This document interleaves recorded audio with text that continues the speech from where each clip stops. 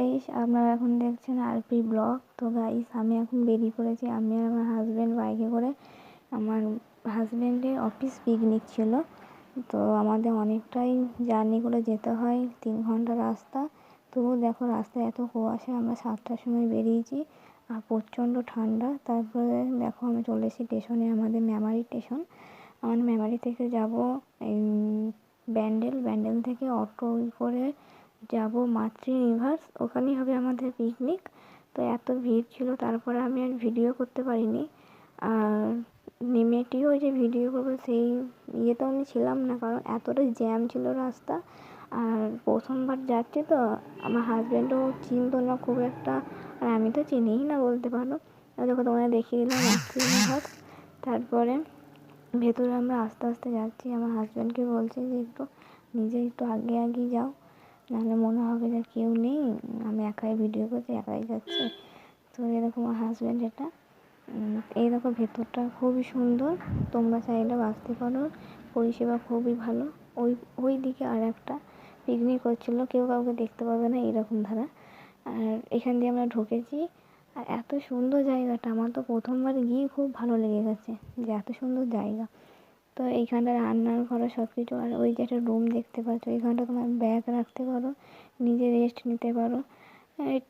Dining table চেয়ারে সব কিছু ব্যবস্থা আছে। তারপরে দেখো একটু দোলনায় বসে পড়েছি। তারপর আমার বরমশাইও একটু দোলনায় বসে পড়লো। তারপরে আস্তে আস্তে সবাই চলে এসেছিলো, দিয়ে একটা খেলা হলো। এর আগে একটা খেলা হয়েছে, সেখানে কি আমি থার্ড হয়েছিলাম। থার্ড হয়ে আমি গিফট পেয়েছিলাম। আর এই খেলাটায় আমি 7জন যখন ছিল তখন আমি হেরে গেছি।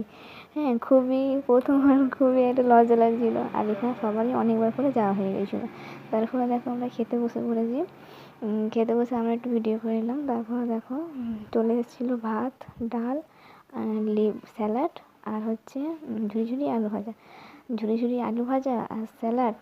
ও আমার ফেভারিট। আর কি একটু যদি লেবু যদি থাকে, মানে স্বর্গ। এটা কার ভালো লাগে অবশ্যই কমেন্ট করে জানাবে।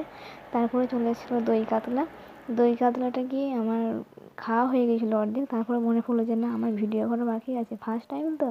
তারপরে দেখো মাছটা এতটাই নরম, কি বলবো। তারপরে চলে এসেছিলো চিকেন, আমাকে অনেক দিয়েছিলো, আমি আমার হাজব্যান্ডের বন্ধুকে দিয়ে দিয়েছিলাম। তারপরে দেখো মিষ্টি, চাটনি, পাঁপড়, কিন্তু আমি মিষ্টিটা খাইনি।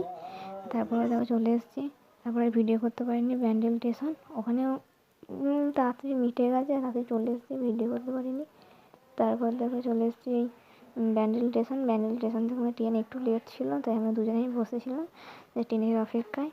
আর তারপরে দেখো আমাদের দুজনকার মুখ একটু আমরা দেখিয়ে দেবো কী অবস্থা দুজনকার মুখ, কারণ সারা দিনটা ওখানে রোদে ছিলাম। তারপর দেখো ট্রেনে উঠে পড়েছি। ভিডিওটা ভালো লাগলে লাইক কমেন্ট শেয়ার করে দিও।